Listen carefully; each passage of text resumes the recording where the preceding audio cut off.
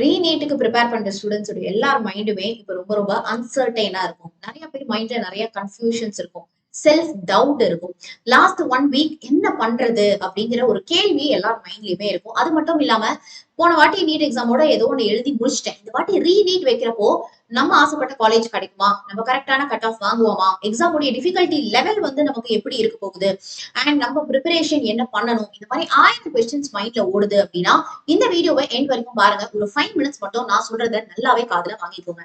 C, concept படிச்ச வரைக்கும் போதும். இதுக்கு மேல தயவு செய்து புதுசா கான்செப்ட் படிக்கிறத ஸ்டாப் பண்ணுங்க, சரியா? இப்ப ஆரம்பிச்சா கூட உங்களுடைய மார்க்கை இம்ப்ரூவ் பண்ணலாம். இது வரைக்கும் நீங்க மார்க் டெஸ்ட்ல வாங்கின மார்க்கை விட இதுக்கப்புறமா நீங்க பெட்டர் மார்க் ஸ்கோர் பண்ணலாம். நிச்சயமா முடியும். இந்த 5 டேஸ்ல கூட முடியும். I not giving any false hope and all. But அதுக்கு என்ன பண்ணணுங்கிற அக்யூரேட்டான strategy let me tell you.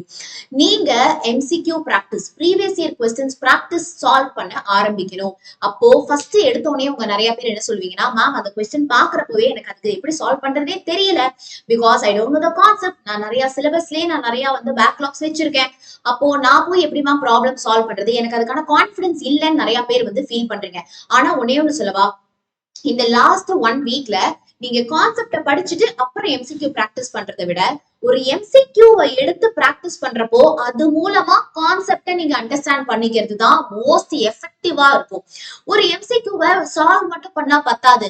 அந்த இந்த கொஸ்டினுக்கு இந்த ஆப்ஷன்ல இதுதான் கரெக்ட் ஆன்சர் ஃபைண்ட் பண்றது உங்களுக்கு யூஸ்ஃபுல்லா இருக்க போறது இல்ல. அதை விட யூஸ்ஃபுல்லா எப்படி தெரியுமா இருக்கும், நீட்டுடைய டாப்பர்ஸ் எல்லாம் என்ன தெரியுமா பண்ணுவாங்க, ஏன் மத்த ஆப்ஷன்ஸ் எல்லாம் கிடையாதுன்னு சொல்லி மத்த ஆப்ஷன்ஸையும் சேர்த்து அனலைஸ் பண்ணுவாங்க.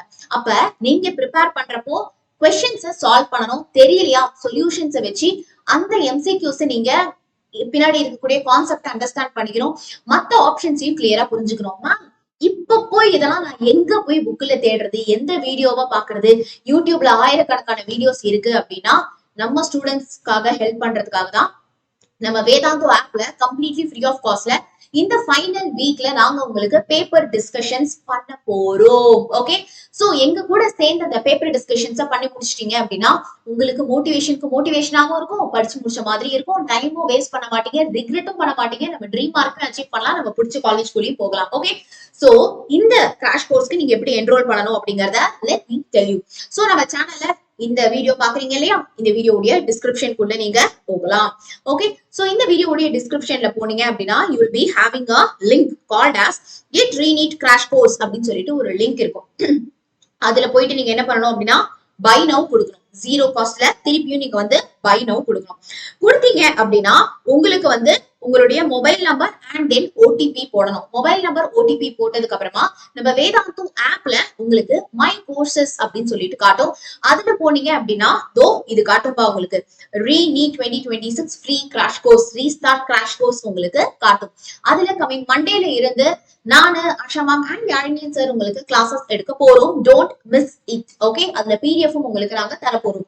இப்போ பாயிண்ட் நம்பர் 2, மேம் நானு ஆஃப்லைன்ல போயிட்டு மார்க் டெஸ்ட் எழுதி ட்ரை பண்ணி பார்க்க போறேன். ஓகே, இங்க நான் உட்காந்து ஃபீல் பண்ணி டைம் வேஸ்ட் பண்றதுக்கு பதிலா ஆஃப்லைன்ல போயிட்டு மார்க் டெஸ்ட் அட்டென்ட் பண்ண போறேன் அப்படின்னா தோ பாருங்க, நம்ம ரீநீட்கான மார்க் டெஸ்ட் உடைய லிங்க்கும் வந்து உங்களுக்கு இங்க அவைலபிளா இருக்கு. சரிங்களா?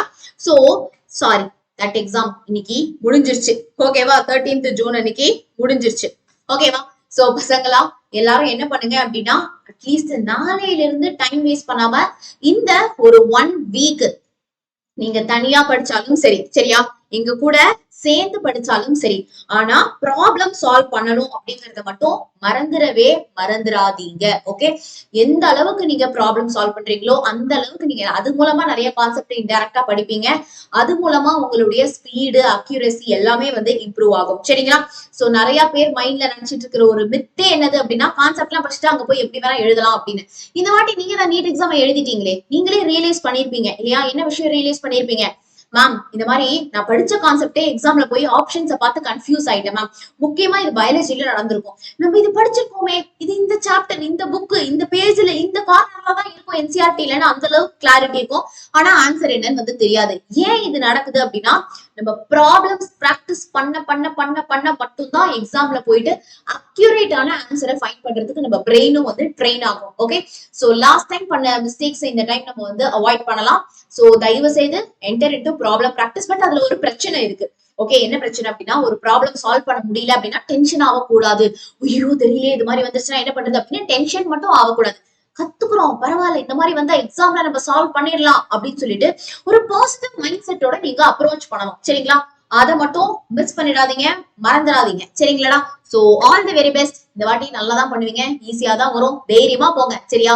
என்ன இது ஒரு சின்ன எக்ஸாம் தான், இது ஒண்ணும் வாழ்க்கை இல்ல. சரியா? சோ ஹாப்பியா தைரியமா கூல் மைண்டோட ஃப்ரீயா போயிட்டு எக்ஸாம் எழுதிட்டு வாங்க. எல்லாரும் அழகா இதுக்கு உடனே ரெஜிஸ்டர் பண்ணி கரெக்டா கிளாஸ் வந்துரு. இல்லைன்னா டைம் வேஸ்ட் பண்றப்ப படிக்காம. சரியா? All the best.